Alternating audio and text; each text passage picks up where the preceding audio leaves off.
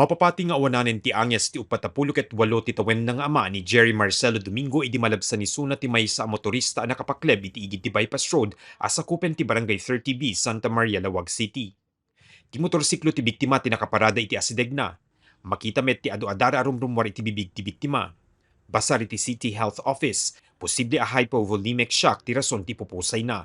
May sa kondisyon no sa dinuket maugutan ti dara ti agsagaba kadaytoy. Pinasingkit ang dangawan iti makita da a foul play iti pupusay ti biktima. Nagsuka siya ng dugo, so most probably yung cause of death niya hypovolemic shock secondary to upper GI bleeding. And pwede ring maging cause ng death niya yung hemoptysis, massive hemoptysis. Kasi may history daw siya ng TB, so most probably yun din ang isang cause. So walang siya foul play, doktor?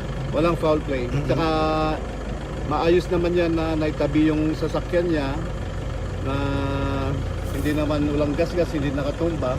Wala rin siyang sugat sa katawan. Dimteng ti kaobraan ti biktima iti nakakitaan dati bagina.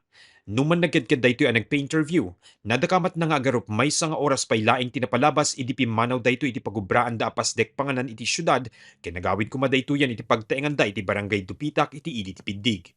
Kuna ti barangay chairman ken kasinsin ti biktima, natalged met a pimanaw daytoy idi agturong iti pagubraan na. Kunada, mayo kaya iti bypass road adagtoy nga nakagapa. Nga dijay motor na naka-stand lang nga agad andar. Yung ni Jerry adajay nga nadigos ti dara nga isa nagsarsarwa. Nas daw data nasarantang ron na pinulubusan at bigat. So nagkapupela iso nagpipilian, sir.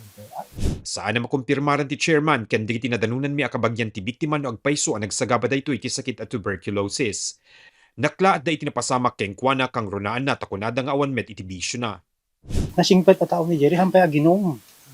Ang ambition. Ang bisyo na. Sir. Agsugal awan pa nang. Hampay agsigarilyo, hampay aginom kada awan.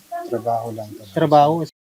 Ti biktima ti dati ang nagserbi kas barangay Kagawad ken nagdama alupon iti barangay da. Maladingitan iti chairman iti nagbanagan na kang runaan yen ta agmaymay sa laing isuna mga isaksakan iti sangapulo ket innem ti tawen ng anak na. Buos lang tayo dyan kung nga agtrabaho dyan. Siyempre, ti anak na may maysan, isulat man saksaka din. Awan ti asawa. Awan da asawa na, kapat pa kayo asawa na, awan pa 2 years. Itat ka, si marunong mo diso na, di kakaasi yan, ti anak na ikan nga ag may maysan. Para ti siya sinuman ang mga yat at tumulong iti naibating anak ti biktima. Kontaken laing ti mobile number 0967-203-8691. Mark Magdirila, Balitang Solid North.